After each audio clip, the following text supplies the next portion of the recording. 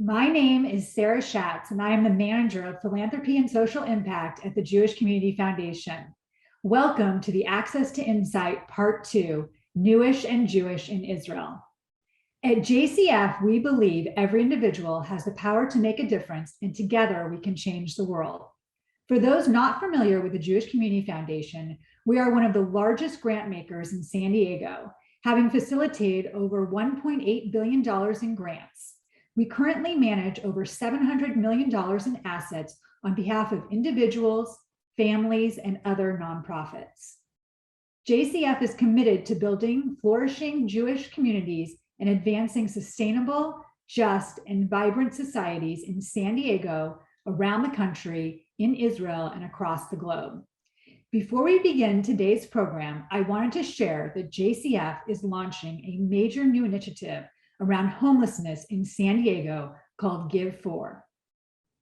Give For makes giving impactfully much simpler, helps educate donors about this complicated issue, and tells the stories of the nonprofits taking on different aspects of homelessness. On August 19th, we'll officially launch Give For with an Access to Insight webinar similar to today. We'll bring two major thought leaders on homelessness in San Diego to discuss how to have a philanthropic impact on homelessness. And we'll share more about this major new JCF initiative. Please take a look at the links in the chat for more information. A couple months ago, we held part 1 of our Newish and Jewish webinar, where we focused on how California Jewish organizations were building, adapting, sustaining, and growing different Jewish life and Jewish communities. The recording of that session is available on our YouTube page, accessible from our website. Today, we are looking at how community is built in Israel. Obviously, it's a very different discussion because the Israeli population is very different from California. But we're going to look at several diverse community building organizations. Studio of Her Own, which gives Haredi, secular, converted Muslim, and Christian female artists in Jerusalem a voice and a platform for diverse expressions of culture. Pico Kids, People, Ideas, Community, and Opportunity, which is creating the next generation of STEM leaders in Jerusalem. And Eretz Ear, which is rethinking participation in urban communities across Israel. This conversation today is meant to build on the great work already being done in Israel and to highlight a diverse range of experiences, thinking about the future of Jewish life and community. Now on to our program. And now I have the great pleasure of introducing Jane Fantel, our moderator for today's discussion. Jane is currently a semi-retired consultant. And while I am borrowing her words, I would use semi very lightly. I think Jane is one of those retired people that works more now than when she was employed. Jane has worked for the Miami Jewish Federation, the Los Angeles Federation, and most recently, the San Diego Federation as a director of Israel and overseas. During all her Federation stints, she also spent 10 years as a realtor. I would be remiss if I also didn't share that Jane is the chair of the 2023 Federation Community Trip to Israel. We all look forward to the time that we can travel again. I am so grateful that Jane agreed to participate today. Her background, deep knowledge of Israel, and all her Israeli networks were invaluable. She recently served on the Jewish Women's Foundation Grants Committee and was an integral part of our grantee selection process. Jane, I am so glad to have you as our moderator today and feel fortunate that I have had the opportunity to work with you. Thank you. Thank you, Sarah, and welcome everyone to a conversation with three very accomplished women. Tamar Gil Menachem is the Deputy Director of Eretz Ear, a nonprofit that promotes community-oriented cities across Israel. Tamar was born in Jerusalem, but being the daughter of a diplomat, lived in Norway and New York for much of her childhood. After returning to Israel, she completed an extensive army service in the Israeli Air Force. She graduated summa cum laude from the Hebrew University of Jerusalem with a BA in social work and received her MBA in social leadership from Ben Gurion University in the Negev.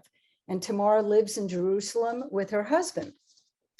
Our next speaker is Zippy Mizrahi, who is the founder and director of Studio of Her Own, which she founded and is currently directing, and it is a platform for promoting women artists. Zippy earned her MA in musicology and art history from the Hebrew University of Jerusalem and an MA in gender studies from Bar Ilan University in Ramat Gan.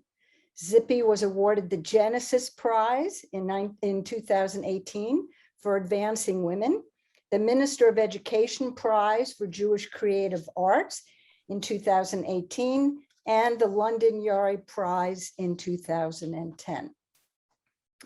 And Amy Sorensen facilitates and oversees the partnerships and external relations at Pico Kids. Amy has personal and professional experience in the nonprofit and philanthropy sector, having previously worked at the Gesher Leadership Institute, strengthening dialogue and relationships among emerging leaders in Israel and with their peers across the world, and currently serves on their board of Gesher. In addition, Amy is a family member and trustee of the Nathan Cummings Foundation based in New York, focusing on tackling two of the largest issues of our time, climate change and inequality, through grant making and impact investing in the United States and Israel. Amy made Aliyah in 1994 from New York to Jerusalem and has been a Jerusalemite ever since. Thank you all three for joining us this morning. The first question for all of you has to do with your organization and its growth. It's a three-part question. First, please share with us what your organization does, why you think it resonates so well, and has it experienced significant growth in the last few years? And I'll start with Tamar. Thank you, Jane. I am very, very excited to be here. So 3 parts. The first one, Eretz Ir, meaning country city, is a nonprofit that was established in 2006 with the goal of enabling communities to grow in cities in Israel's geographic and social periphery, meaning not only in the Negev and in the Galilee, but also in underprivileged neighborhoods in the center of Israel. What we hope to do is make these cities better places to live in so that more people will choose to stay in them or to move to them and to improve the quality of life in them. And we do this in 3 main ways. The first is community building, and this is what we will talk about today, but also through improving and strengthening social entrepreneurship and by encouraging employment and social businesses. So what we do, and do we feel that communities is something that's growing in Israel? And the answer is absolutely yes. I think that in Israel, there is a growing need for a sense of belonging in cities. And so really that's what is resonated now, especially during Corona, that more and more people are looking for a sense of belonging, are looking for their friends, are looking to have a coffee with someone, are looking to have a group of people around you if you're on maternity leave, and are looking to impact their society and their surroundings together with other people, because they're understanding, especially in this climate today, the importance of taking action. And so the communities that Eretz Ir guides are groups of people, citizens that are taking action, whether it is improving the schools in their neighborhoods because it's not good enough for their kids, whether it is improving the infrastructure, or whether it is encouraging buying local, for example. Each community chooses its own mission, its own goals, and Eretz Ir knows how to guide them. What we provide them with is first and foremost a platform to be active on. How do you, with a group of your friends, know where to start from? And Eretz Ir knows how to guide you. First of all, you can run your finances through our platform. We do the due diligence. You can focus on the action instead of opening a bank account or establishing a business. That's the first thing. But more importantly, we guide them. What does it mean to be a community? How do you recruit other residents to be your partners? How do you recruit the local authority to allow you to act, to work with you? These are the things that we know how to give them. And we're also helping them with fundraising. And we're connecting the communities amongst themselves in order to create a wider impact. We started from a single community from 2006. And today we have 25 communities all across Israel from a lot of cities and from all sectors of Israeli society. We have Jewish and Arab communities. We have Ethiopian Israelis. We have Mizrahi Jews and Ashkenazi Jews and older and younger community members. And what really combines all of them is this thirst for collective action and a sense of belonging. So I think that this is something that we can see that's happening more and more in Israel. Just a few examples of our communities. Our newest community is a group of academic women, mothers from Lod, Arab academics, who are working together in order to encourage the local economy and in order to create empowerment within their community.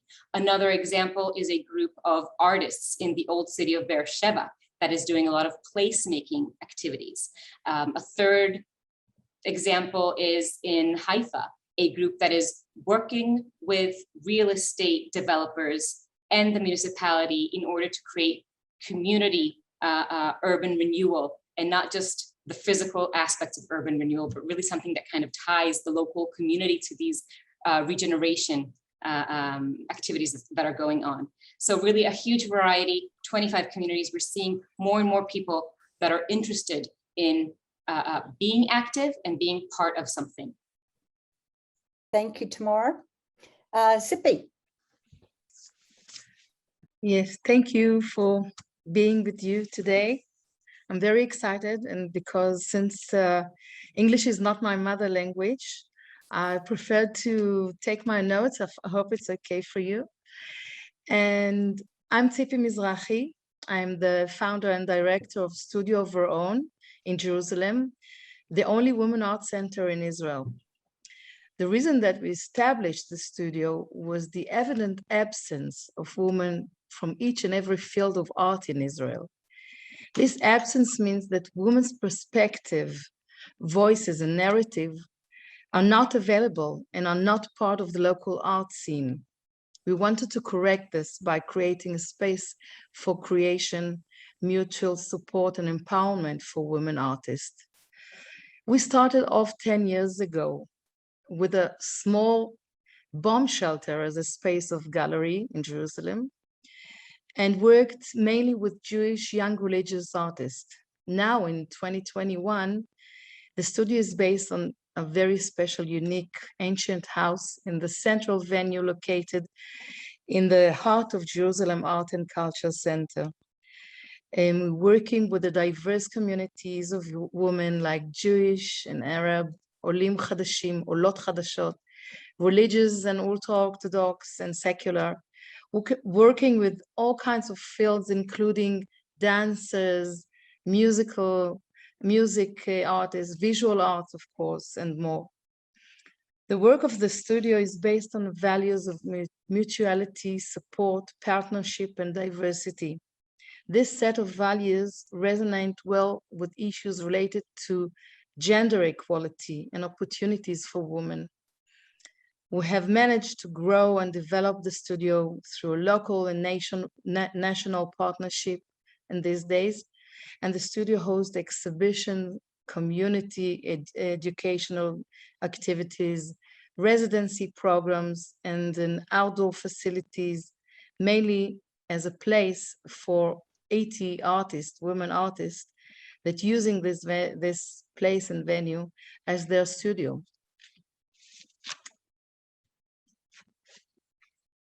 I still have time to tell about myself, I believe, about the studio. Maybe another minute? No, it's okay. Okay. It's okay. Okay. Amy, please. All right, thank you, Jane, and hi, everyone. It's really wonderful to be on this wonderful panel with incredible women and organizations in Israel. So PICO stands for People, Ideas, Community, and Opportunity, and was founded in 2012 by venture capitalist and social entrepreneur Ellie Wertman, to really encourage equal access to STEM education, innovative thinking, problem solving amongst Jerusalemite youth from all diverse backgrounds, secular and religious, ultra-Orthodox, Arab, Israeli boys and girls.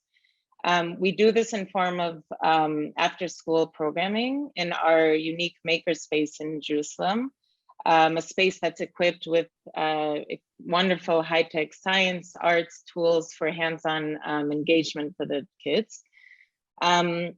PICO's DNA is really rooted in the city of Jerusalem, a city of incredible complexities. It's diverse and multicultural. It has great challenges and opportunity. It's religious and secular, rich and poor, fascinating and inspiring. And because of its multiple facets and unique identity, we really believe that this city pushes people to be creative and innovative, to succeed and excel. We believe it produces big thinkers and leaders. And this is really what we're trying to teach the kids at PICO, to ignite their curiosity, diverse ways of thinking. We really believe that this is PICO's secret to success, to generating local and eventually global change makers. So we started in 2012 with 12 students, and we grew to 4,000 participants today. So the reason we believe that we grew so significantly, it's part of PICO's belief that children don't have equal opportunity and access in the mainstream and formal education systems, to really collaborate with diverse sectors, to engage with tools and ideas of innovation and high-tech and new thinking methodologies. And we feel that there's real significant impact on kids when given a chance to explore out of the box, use new tools, and really learn different values. So this really resonated strongly amongst children and parents. And we saw that there's a real demand for informal learning exposures to themes and tools for sustainability, and with an emphasis on hands-on experimental fun. So as a result of the programming at PICO, there's been a growth from 20% to 80% STEM education in schools. Today, we're working with about 60 schools in Jerusalem in the area. And I just also add that what I believe resonated so strong in terms of impact is the subjects and curriculum that were based on a lot about social responsibility, community impact, Jewish values of Tikkun Olam. We're trying to teach children that they can really make a change and take action on issues they care about through values-based learning. So a lot of the subjects that we're teaching is about social responsibility based on the UN SDG goals, such as a few examples of recent sessions we had are around food security, Dead Sea recovery, smart cities, disabilities, water, and environmental issues. So that's kind of in a nutshell about us. Thank you. Thank you, Amy. Okay, our second question has to do with building sustainable communities. In the United States, Jews make up about 2.4% of the total Jewish population. And as such, we're always building Jewish communities. In Israel, not so much. However, do you feel it is important to have a diverse community as a reflection of the broader country? In other words, what is the relationship between diversity and sustainability within your organization? And this time I'll start with Sippy. Of course. Thank you. So Jerusalem is like a microcosm of the Israeli society, with all its ranges of identities and sub-communities. We are located in Jerusalem. We at the studio believe that this diversity is our strongest point when addressing issues of community building. The studio's community includes many social and religious identities. In addition, it includes a range of art fields and age range, seniority, and more. This creates unimaginable opportunities of professional cross-fertilization, surprising collaborations, and successful mentoring program, and so many more things. We really believe that this reflection of a local community is a strong base when working with women artists, can do it the best way with women. And providing safe space for different identity groups when each one of the participants feel really safe to be part of the community, especially sometimes when it's a bit tensed in the environment in Jerusalem, is at the foundation of our work, and it makes it sustainable. And if I may say in other words, sustainability is being made possible because we are diverse. Thank you, Zippy. Amy? Sure. So I'd say that we're very much invested in creating diverse learning groups. I believe diversity and sustainability are inseparable parts of our work. As I mentioned, in Israel, in the school system, it's pretty segregated. There's the secular, religious, ultra-Orthodox, Israeli Arab.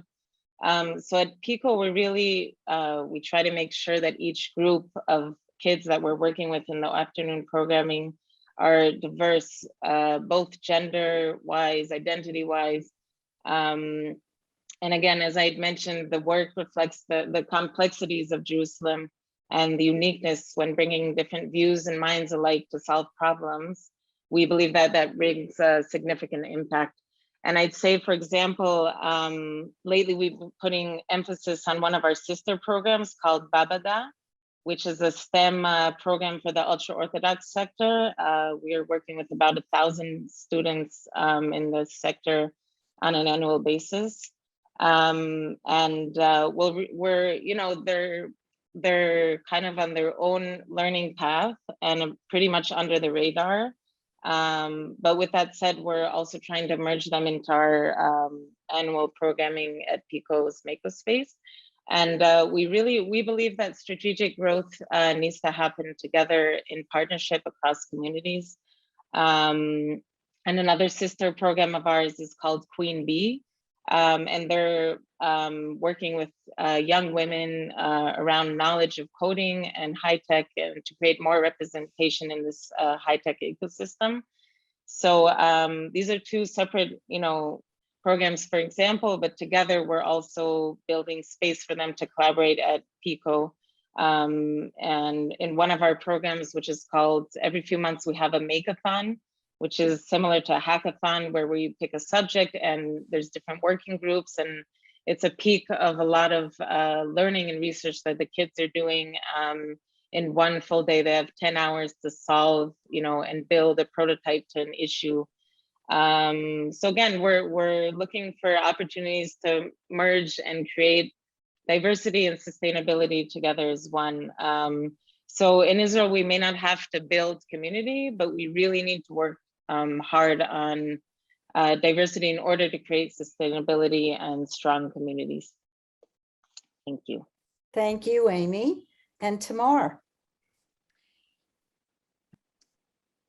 Most of our communities, separately, are pretty homogenous, meaning, it's people that are looking for some kind of local group to belong to. And so usually we all go to the people who are similar to us. For example, again, in Lod, the group of activists are all academic women who are Arabs. In the South, we have a community of, maybe they're secular and religious, but they're all together part of a religious community that they all want to share. So the fact that they're all separate doesn't mean that we can't create some kind of diversity when we bring them together. And I think that this is Israel in a nutshell.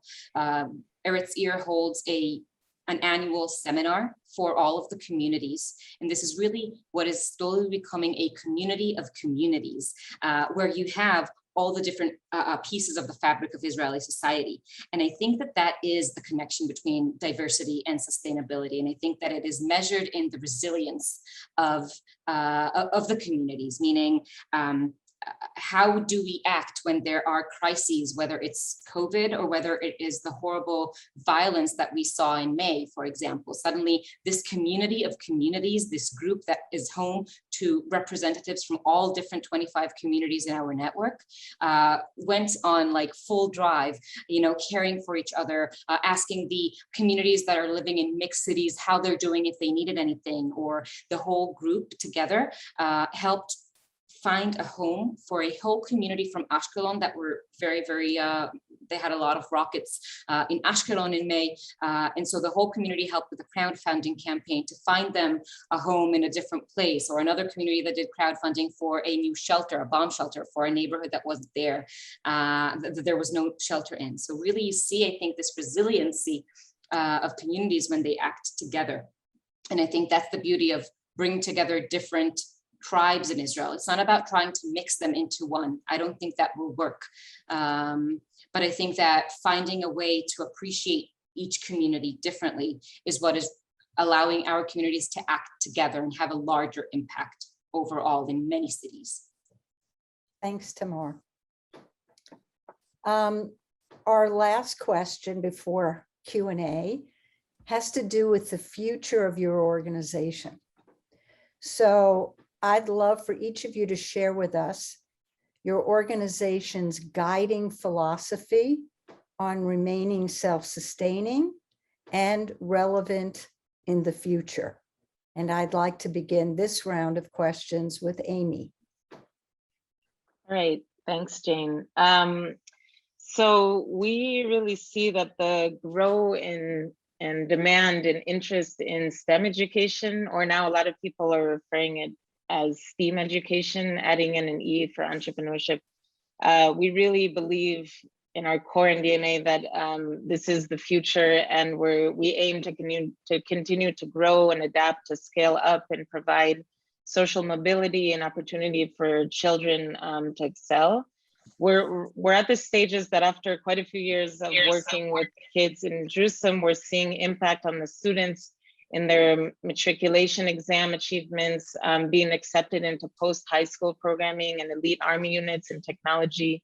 So we're really seeing the fruits and success in numbers and measurements of graduating people, kids in the field, and have a strong belief that this will continue to grow and be, ever more relevant.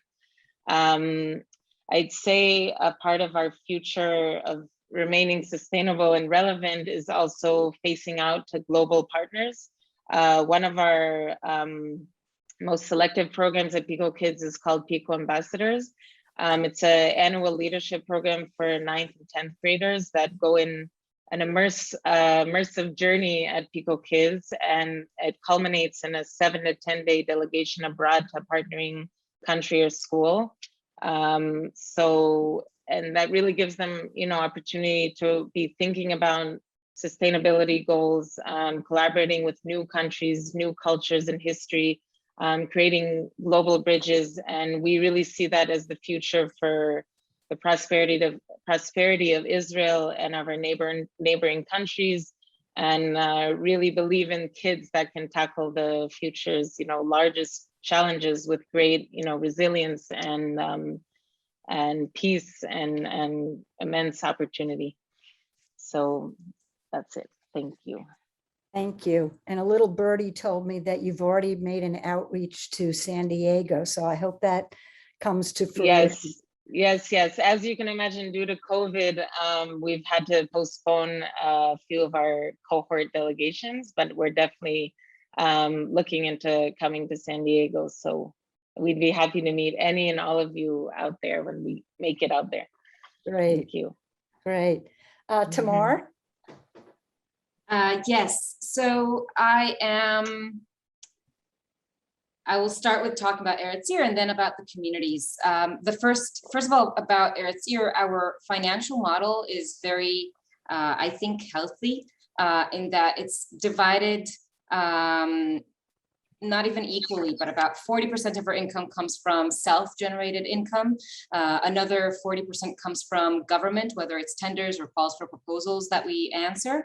And about 20% comes from philanthropy in the States and in Israel. And so that's one, I think, major plus that we have, and that was also helping us get through this horrible, horrible year. What we do in order to remain sustainable is focus on self-generated income. The first thing that we did about 3 years ago was establish a tourism company, a community or social tourism company. We bring tours and groups to visit our communities, and the income half goes to the community and half goes to us. So this is also an income for the community members themselves. And also it's a great way to increase awareness about the quality of life and what does it mean to live and work in Ofakim or Arad or Kiryat Shmona.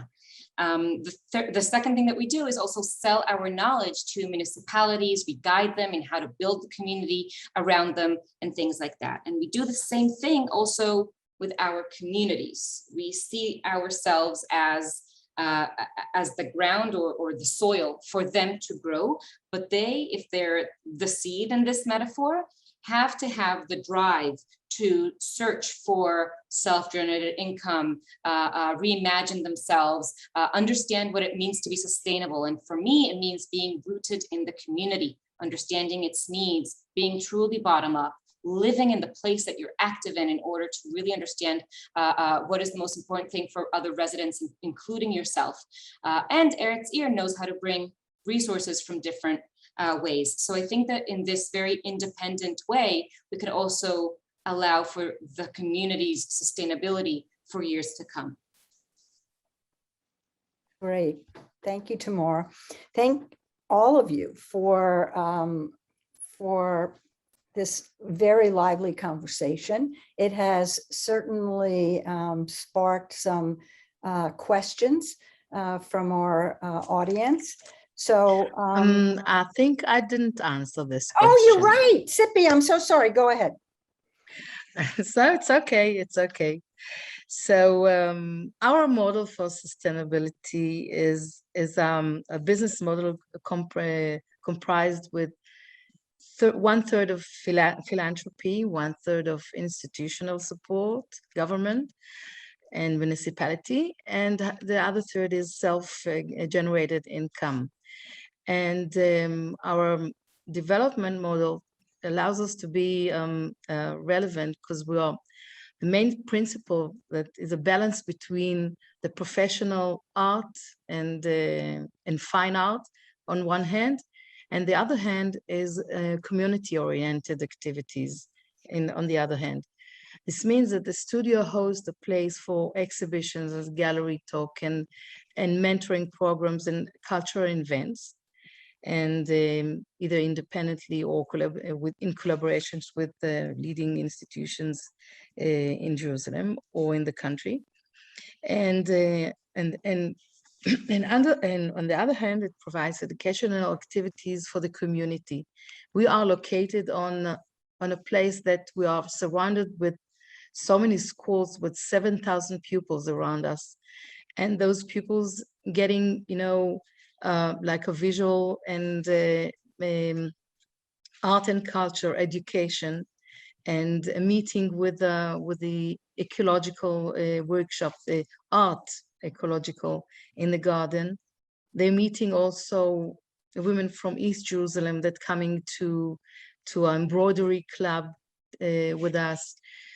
We have the residency program that soon we will be host an American artist with the support of the American Embassy, and also together with Israeli artists, and all of them will be part of the service to the community, also not only to the fine art gallery and workshop and studio, and also they has to do something with the communities around us. And I think we we provide the space for creation and opportunities for professional development also for them, and in ways that they're not available to do it anywhere else for those artists. And we give the community a meeting with so many identities and art and culture issues that they don't see it, and they don't meet it in their schools or their area. Thanks, and I apologize, Sippy, for. No, it's okay. It's okay. All right, so we have a question from our audience. The question is, in what ways is Israel changing? And in what ways is that affecting your community building work? And who would like to take a stab at that first?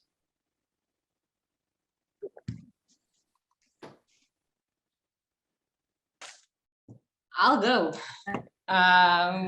Big question. In what ways is Israel changing?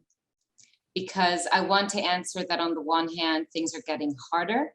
People are, I think, drawing apart more, angrier more. We see maybe that we have less in common. But on the other hand, I feel that because it has become like we've almost hit rock bottom, I think that this is kind of the wake-up call that many activists needed to have. And suddenly I think that you see a lot of more, there's a lot more democratic processes going on bottom up. People are becoming more involved in creating the life that they want. They're becoming more involved in local politics. The local authorities in general and the local politics is becoming more dominant, especially after COVID hit. And so more people understand that they have the ability to influence in their own local area and that they need to speak up. This is what I see. And I think this has to do with exactly what we're talking about. This is community building. If you get the people living in all of these towns, start speaking for themselves. You know, unlike the United States, we don't have a representational political system geographically. And I think that the more that the people in underprivileged towns in the Negev, in the South or in the North will speak up, ask for themselves, create the life that they want, then they will have more power to influence that. And I think that's what the community allows them to do, or acting as a community, allows them to do. Great. Can I add also something? Please. I can really agree with Tamar about what she said. And I can see also one thing in the studio, although, you know, we've been through a very hard time with the war recently. And I saw that during the war, we had such a big a response from the Arab women in East Jerusalem to come and to continue the activities, and even to make, like, we made a project, an urban knitting project that decorates old Kikar Tzion lately, and they were part of it. They came during the war to come and to do things together with children, and you can see things that for my opinion, it's women. Women can change the world. You can see on a base of a gender and a base of a culture and art, you can make so many bridges. You can use the art and culture and the women as the front pioneers as a social change, to change the reality. And I don't think it's only in Jerusalem, because we did projects in 3 mixed cities, in Lod, in Haifa, with religious Jewish artists and Muslim Arab artists. And we saw that even though there were very tense times, they kept on coming and working together, making art together, 2 identities of women who is living in a very conservative societies, and they are artists living in a society that ignores and doesn't consume or encourage what they do. And you can see them gathering together, although the very hard times. And that's what Tomas said, that it things happening bottom up, and with women it goes much better. Great. Yeah, Amy? yeah, sure. I'd hop in and add that I agree with what was said. That on one hand, there's a feeling that there's more silos, less communication amongst different sectors.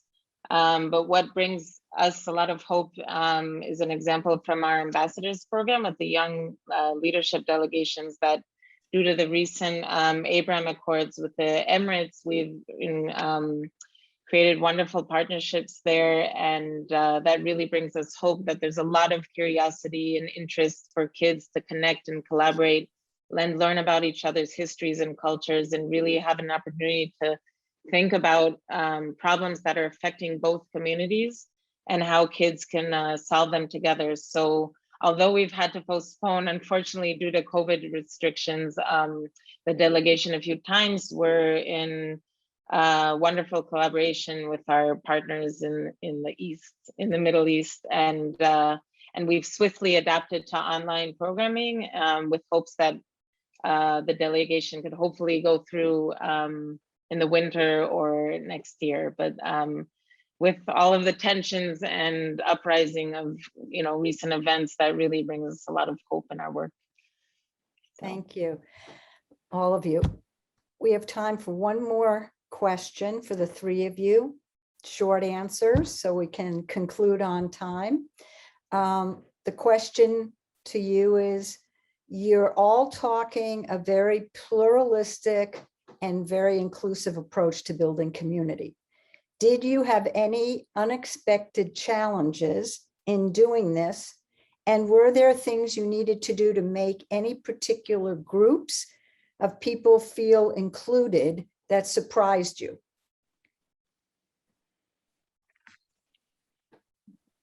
I could jump in and share that I think it's wonderful that we have a very pluralistic and inclusive approach amongst these organizations. I can share that what was a challenge or difficult for us just last May with the recent unfortunate escalation in events with Gaza was right around the time of we were launching finally and being able to be in person again, a make-a-thon around food security. We had 15 different working groups of children around the city of Jerusalem, and unfortunately, due to the reality and challenges, the schools based in East Jerusalem, mainly Israeli Arab students, pulled out their participation, and that was, a very difficult situation for everyone, including a lot of the kids that had created a lot of partnerships and friendships. So that's the unfortunate reality of our challenging times we're living in, or constantly in Israel. But with that said, we've remained in wonderful contact with the school, and we're hoping to resume working with them. And again, I think that working with kids is the most creative way to break down barriers. And I could say that it wasn't actually the kids' decision to pull back. It was mainly from older generations and certain bureaucracies there. But what was wonderful to see is that the kids were eager to be together. And when we resume programming in October, we're hoping that the schools will be in partnership with us again. Great, thanks, Amy. And I'll say that, like Amy said, that the challenge of the geopolitical problem here, the first time that we met the Arab women from East Jerusalem to embroidery project was at 2015. It was August, and we thought that September is Chagim, so we were going to meet later, but later opened up an intifada. We waited for them 1 year. In August, September 2016, we met the second meeting, and from there on, for 4 years, we meeting them every month and a half for this projects, and they didn't miss, and they didn't left any meeting. And the other challenge that we faced this year is because of the COVID, we have a group of ultra-Orthodox theater women that coming to make rehearsals, and they didn't come for 1 year because many of them were sick, many of them were in quarantine, many of them, the whole group was spread all around, and we really hope that after the Chagim this year, in October, they will come up together and build up again their theater group of ultra-Orthodox women. Thank you. Tamara? Yes, yes, it is very, very hard to keep a pluralistic approach. It would be much easier to work with groups of people who are all coming from the same background. And there are organizations like that in Israel that build communities out of youth movements, for example. And so they already have the same backgrounds and the same values, et cetera. They have something connecting them. There are the religious groups, there are the secular socialist groups, et cetera. And I think what makes Eretz Ir very unique is the fact that we're saying, no, we want independent groups that have this self-determination. And we have to work very hard in order to understand what we can give them, what values we want to see coming in every seminar in the community of communities, et cetera. And the values that we chose are the values of civil activism, self-determination, urban development through community building. It helps that we're all social workers in the management of Eretz Ir, but really that's how we are fighting this, the very, very hard, that's how we're finding the glue. Maybe that's the way I'll say it. And another way that we're trying to be creative when we are trying to bring together or to create lasting change, whenever there is a more complex problem or a regional issue such as employment development, things like that, we do it through collective impact. We always bring other civil society organizations, local governments, and representatives of businesses to sit in roundtables and really have this big coalition that develops solutions together. And I think this also helps to bring down barriers. Thank you. So before I turn it over to Sarah, I want to just say that there was a question in the chat that had to do with funding and whether or not you're involved with the Jewish Funders Network, or whether you'll be at the next GA. I know in 2023, it's going to be in Israel. Now, I think it's Jerusalem. But we will get back in the follow-up email to all of the participants. We will answer those questions. So those of you that are interested in more and possibly funding, we'll get back to you. I also want to say that one of our tracks in the May 2023 community trip to Israel will be on social innovation. And so I will begin discussions with my peeps over here and Tamar and Amy and Sippy, and see if we can include your 3 organizations in that track. And with that, again, I just want to thank all of you, the 3 of you, for all the work that you're doing in Israel and for joining us today. And I want to thank all of the people on this webinar for taking the time to be with us. And Sarah? Thank you so much, Jane, and our panelists. We really appreciate your time today. And to our panelists, Lila Tov, we really appreciate you staying up late this evening for this panel discussion. And we'll see you again soon for the Jewish Community Foundation's next installment of Access to Insight. Thank you. Hey, thanks so much. Thank you all. Bye. Take care. Lila Tov. Bye-bye. Bye. Bye. Thank you. Bye.